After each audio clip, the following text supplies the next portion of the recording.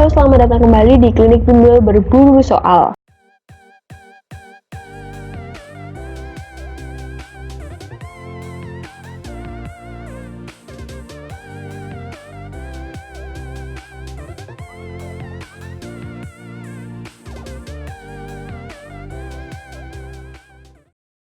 Oke, untuk pembahasan soal penawaran umum, kita mulai aja dari nomor 1.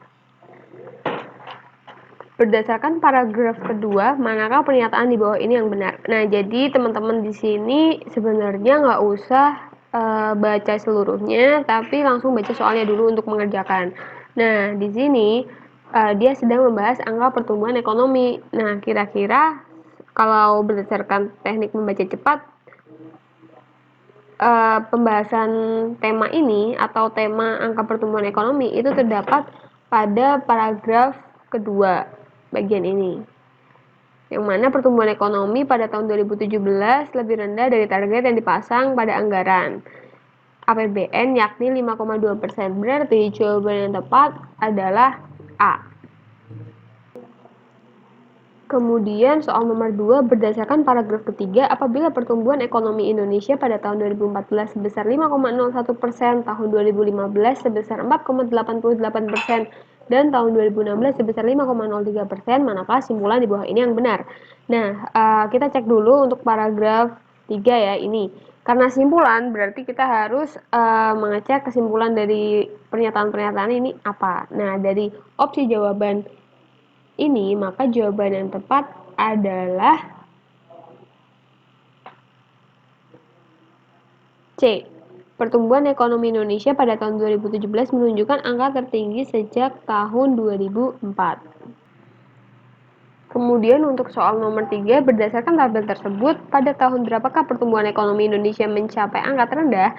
Nah, sekarang kita cek nih di tabel, angkanya jelas nggak? Kalau nggak jelas, coba bacain ya. 2010 itu angkanya 6,81, 2011 6,44, 2012 adalah 6,29, 2013 adalah 5,56, 2014 adalah 5,02, 2015 itu 4,79, 2016 adalah 5,02, 2017 adalah 5,07. Ini adalah angka-angka pertumbuhan ekonomi di tahun 2010 sampai 2017 di negara Indonesia.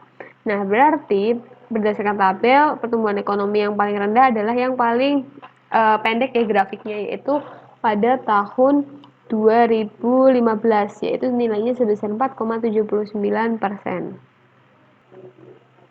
Untuk soal nomor 4, berdasarkan paragraf 2, jika pada tahun 2017 kuartal berikutnya pertumbuhan ekonomi kita semakin meningkat, manakah pernyataan di bawah ini yang benar? Nah, jawabannya itu ada pada paragraf 2. Di sini ada kata-kata, kita tentunya berharap pada kuartal berikutnya pertumbuhan ekonomi kita semakin meningkat sehingga bisa meningkatkan kesejahteraan rakyat. Jadi, jawaban yang paling tepat adalah E. Pertumbuhan ekonomi bisa meningkatkan kesejahteraan rakyat. Soal nomor 5. Berdasarkan isi tabel tersebut, di antara tahun berapakah selisih angka pertumbuhan ekonomi Indonesia yang paling rendah? Nah, jadi caranya yaitu kalian harus menselisihkan angka-angka dari tahun-tahun yang telah disebutkan di opsi. Kalau kalian selisihkan, kalau kalian sudah coba hitung, maka yang A ini nilainya adalah 0,63%, yang B itu adalah 0,54%, yang C adalah 0,23%, yang D adalah 0,23%, dan yang E adalah 0,05%. Maka jawabannya yang tepat adalah E. Kemudian untuk soal nomor 6, berdasarkan paragraf 4, kalau kita bisa meningkatkan pertumbuhan di bidang industri, yang paling mungkin terjadi terhadap pertumbuhan ekonomi di Indonesia adalah dampaknya titik-titik. Nah, kita cek nih paragraf terakhir ya. Di sini bagian kalimat yang bawah, kalau bisa meningkatkan pertumbuhan di industri, dampaknya bisa besar karena menyerap banyak tenaga kerja dan kontribusinya besar sekali. Berarti jawaban yang paling tepat untuk soal nomor 6 adalah dadu, bisa besar. Kemudian untuk soal nomor 7, berdasarkan tabel tersebut, manakah pernyataan yang benar? Nah, ini kan kalian harus ngecek dengan tabelnya. Nah, langsung aja. Jadi jawaban yang tepat itu adalah dadu. Pada tahun 2010 dan 2014 dan 2014 ke 2017 laju pertumbuhan ekonomi berlawanan. Maksudnya apa? Nah, kita cek dulu. Di sini 2010 sampai 2014 itu cenderung trennya adalah menurun. Ya enggak? Nah, sedangkan 2014 ke 2017 itu trennya naik. Jadi yang dimaksud berlawanan itu seperti itu, satunya naik dan satunya turun. Maka jawaban yang tepat adalah dadu. D. Kemudian untuk nomor 8, berdasarkan paragraf pertama, jika planet K218b memiliki uap air pada atmosfernya, manakah simpulan di bawah ini yang benar? Nah, kalau kalian butuh waktu cepat, seperti yang tadi sudah dikatakan, caranya adalah kalian baca soalnya dulu, lalu baca teksnya. Nah, kalau untuk soal nomor 8, itu jawaban yang tepat adalah E. Planet tersebut kemungkinan layak huni.